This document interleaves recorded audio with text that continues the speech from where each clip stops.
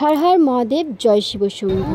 আশা করি তোমাদের আজকের দিনটা খুব ভালো কেটেছে, আর আমাদেরও ভীষণ ভালো কেটেছে। এখন ঘড়ির কাঁটায় বাজে রাত 8:30, আর আমরা বেরিয়ে পড়েছি পায়ে হেঁটে বাবার মাথায় জল ঢালবো বলে।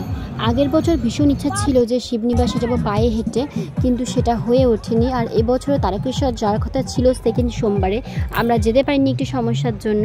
তো ভেবেছিলাম লাস্ট সোমবার যাব, সেখানেও বাধা হয়েছিল আর কি।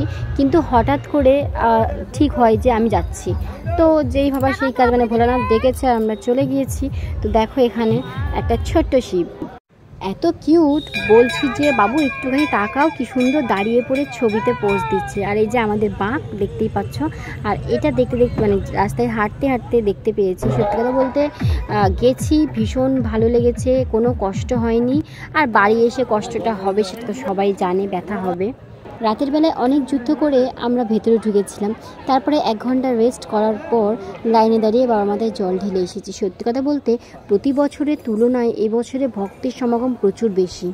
আমাদের মেয়েদের লাইনটা দেখো, দেখলে বুঝতেই পারবে ঠিক কীরকম জিলিপি প্যাঁচ হয়ে রয়েছে। পুরো সাপের মতো হেলে দুলে এঁকে বেঁকে দাঁড় করানো হয়েছে, এতটাই ভিড়। মেন রাস্তা পর্যন্ত লাইন। এই লাইনটা প্রথমে শুরু দিয়ে ডান দিক দিয়ে ব্যাক করে তবে কিন্তু সেই মাঠটাই গিয়েছে। তো আমরা বাগান দিয়ে ঢুকে বেরিয়েছি, যেহেতু রাস্তা নেই। দেখতেই পাচ্ছ আমাদের কেদারনাথের মন্দির, উফ কি শান্তি দেখে। তো দেখো আমরা এখন বেরিয়ে চলে এসেছি, এবার যাব বাড়ির উদ্দেশ্যে। সত্যি কথা বলতে মনে ভীষণ শান্তি পেয়েছি, ভীষণ ভীষণ ভালো লেগেছে। তো ভিডিওটা কেমন লাগলো অবশ্যই জানাবে। দেখা হবে আবার পরের একটা ভিডিওতে।